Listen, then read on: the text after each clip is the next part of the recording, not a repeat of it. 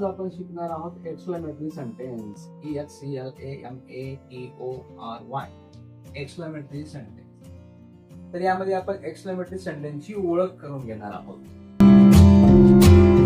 तर यामध्ये आपल्याला पहिल्यांदा कळलं पाहिजे की ज्या वाक्याची सुरुवात व्हॉट किंवा हाऊने होते आणि त्या वाक्याच्या शेवटी एक्सक्लेमेशन मार्क्स येतो, त्या वाक्याला आपण एक्सक्लेमेटरी सेंटेन्स असं आपण म्हणतो. जसं की आपण जर पाहिलं तर जसं आपण पाहतो what a tall man he is. आता हे वाक्य जर पाहिलं तर या वाक्याची सुरुवात आपण व्हॉटने केलेली आहे आणि याच्या शेवटी आपण एक्सक्लेमेशन मार्क्स दिला आहे. जसं की हाऊचे एक्झाम्पल जर पाहिलं तर हाऊ टॉल ही इज, हे वाक्य पण एक्सक्लेमेटरी सेंटेन्सचं एक्झाम्पल आहे. तर मित्रांनो, आता आपल्याला कळलं की ज्या वाक्याची सुरुवात व्हॉटने किंवा हाऊने होते त्याला आपण एक्सक्लेमेटरी सेंटेन्स म्हणतो. व्हॉट अ गुड बॉय, या वाक्याच्या शेवटी एक्सक्लेमेटरी मार्क्स आणि वाक्याची सुरुवात व्हॉटने झाली म्हणून आपण यालाही एक्सक्लेमेटरी सेंटेन्स असंच म्हणतो. आपण असंही लिहू शकतो हाऊ गुड. या वाक्याची सुरुवात हाऊने झालेली आहे आणि शेवटी एक्सक्लेमेशन मार्क्स आलेला आहे, यालाही आपण एक्सक्लेमेटरी सेंटेन्सच तो. तर आता आणखी थोडंसं आपण याचा बारकावा पाहूया. अगोदरची दोन वाक्य आणि नंतरची दोन वाक्य यातला डिफरन्स तुम्हाला काय दिसतो? पहिल्या दोन वाक्यामध्ये आपण पाहतो की वाक्याच्या शेवटी ही इज आणि ही इज आलेला आहे आणि दुसऱ्या दोन वाक्याच्या शेवटी कुणाबद्दल बोललो हे काही समजतच नाही. त्याचं कारण असं आहे, काही सेंटेन्स आपण एक्सक्लेमेटरी सेंटेन्स मध्ये कुणाबद्दल बोललो त्याचा उल्लेख आणि त्यानंतर येणाऱ्या क्रियापद किंवा सहाय्यकारी क्रियापदाचा उल्लेख करू शकतात.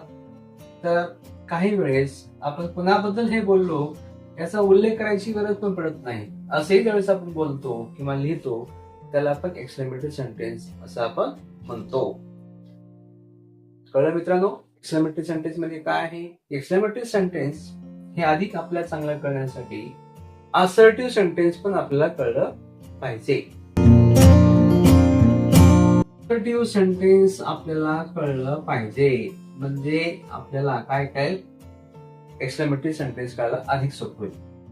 तर असर्टिव्ह सेंटेन्स काय असतं? ज्या वाक्याची सुरुवात सब्जेक्टनी होते आणि त्यानंतर हेल्पिंग वर्ब किंवा वर्ब आलेलं असतं, त्या वाक्याचा शेवट फुल स्टॉप नाही होतो, त्याला आपण असर्टिव्ह सेंटेन्स असं म्हणतो. जसं की आपण it is a hot day, या वाक्याची सुरुवात कर्त्याने झालेली आहे, त्यानंतर सहाय्यकारी क्रियापद आलेलं आहे म्हणून हे वाक्य असर्टिव्ह सेंटेन्स आहे. ही रन्स व्हेरी फास्ट, या वाक्याची सुरुवात कशाने झालेली आहे? ही ने झालेली आहे, त्यानंतर क्रियापद आलेलं आहे म्हणजे रेग्युलर पॅटर्न आहे म्हणून हे वाक्य काय आहे?